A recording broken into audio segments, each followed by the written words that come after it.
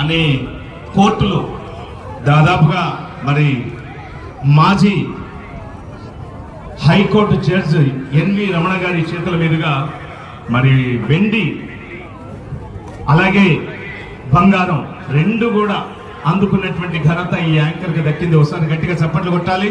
బంగారు 5 తులాల బంగారం కడియాన్ని తొడిగి అలాగే వెండి కంకణాన్ని కూడా ఇచ్చి బహుకరించి ద బెస్ట్ యాంకర్ గా కూడా అవార్డు అందుకున్నారు. సార్ ఒకసారి గట్టిగా చప్పట్లు కొడదాం వేమారెడ్డి గారికి.